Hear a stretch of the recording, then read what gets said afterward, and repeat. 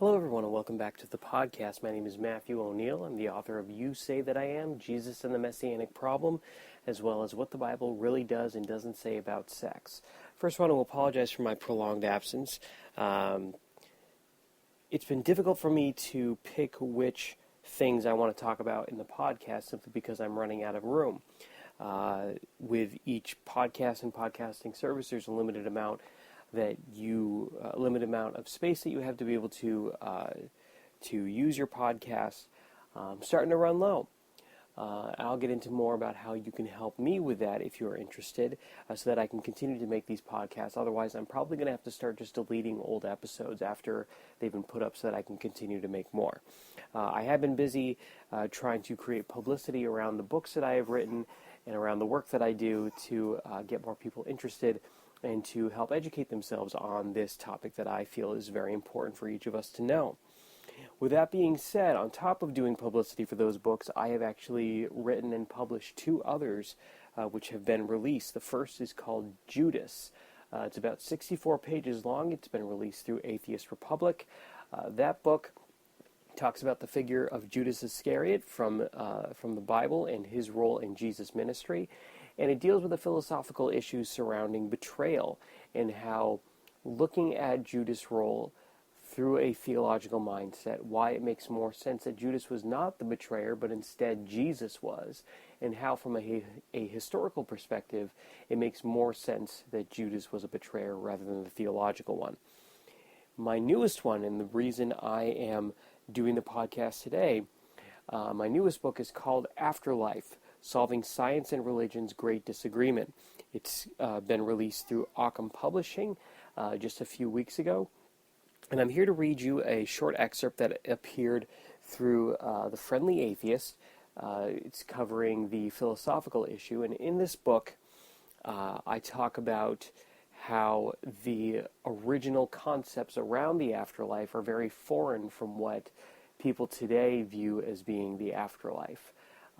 It deals with topics like heaven and hell, God reigning in heaven with people, where the afterlife was supposed to be in terms of its location, the concepts around whether we had physical or spiritual bodies. I talk about the resurrection.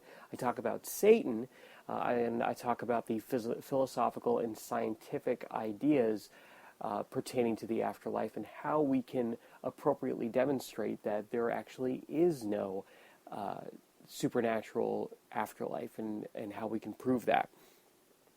What I'm going to read for you today, again, the excerpt that comes from The Friendly Atheist, is a section that deals pretty specifically with the philosophical notions, more specifically around the body, around resurrection, and around the spirit. So, with that being said, I'll go ahead and read you this excerpt from my book. Can we rightfully argue, in spite of the philosophical support for the position that there is no possibility of a soul, that resurrection could happen? Could we, once we finally face our untimely death, come back to life with our personality, minds, experiences, and all else intact? We have to face facts that first, the body decays. Once a person dies, the body starts to decompose and fall apart. Our atoms are released back into the cosmos and become a part of life in some other respect. More on that when we get to the section on science.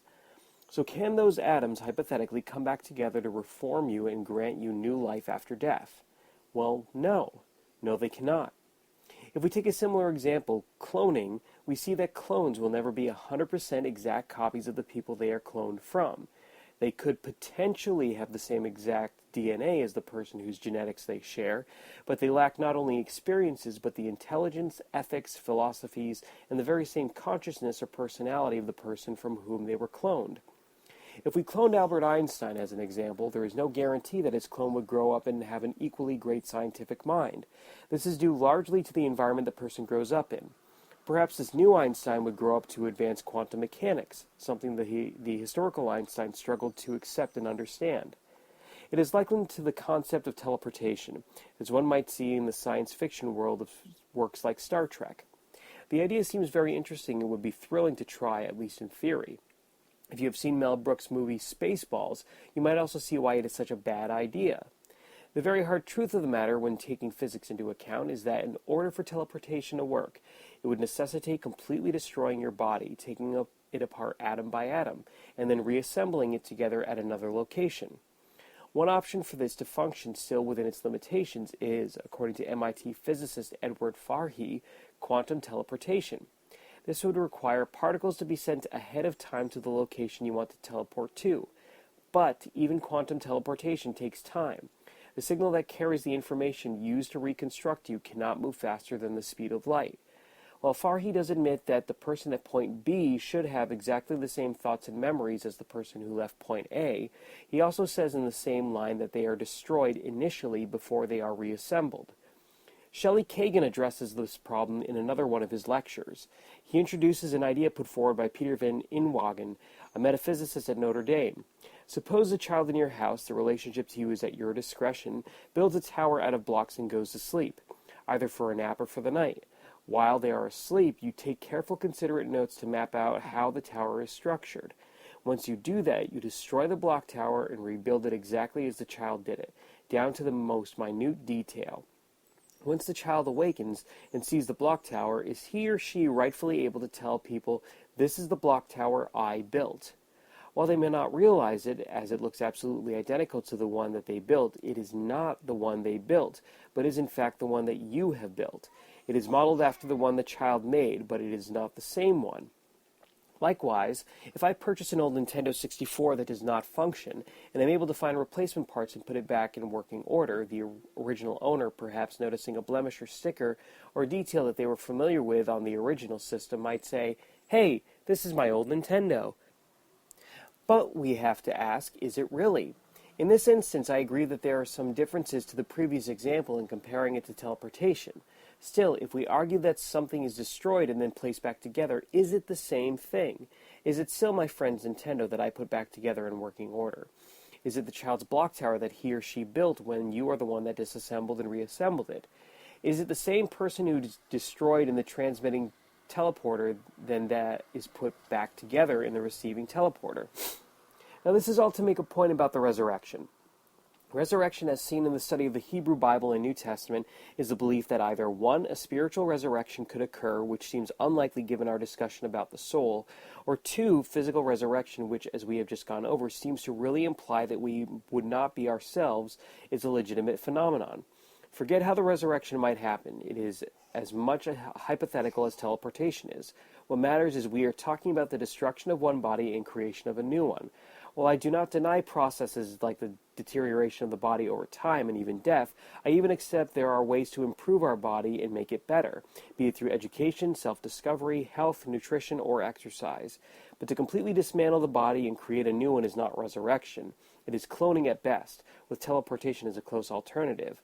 And it is questionable in both instances whether the being that comes from such a thing is in fact the same person who was initially destroyed or who died. We can, rest assured, not only put aside the notion that our bodies can come back from the dead, but we can also put to bed any discussion or argument encompassing the idea of a resurrection of our current or a renewed body, as many have argued. What stands to reason on both scientific and philosophical grounds is that the body, in the highly hypothetical circumstance where physical bodies could come back from the dead, would not be your own. It would be a brand new creation that would not be you. So that is my excerpt from my new book, Afterlife, Solving Science and Religion's Great Disagreement, out now through Occam Publishing. You can purchase it via Kindle for $7.99, or you can purchase it in the physical copy for roughly about $15 right now, again, through Amazon. So I appreciate you listening and tuning in today. If you would like to hear more podcasts, so I do not have to be more selective or start deleting more episodes, I have a Patreon page you can contribute to. It's patreon.com/M as in Matthew, W, O, N as in Nancy, E, I.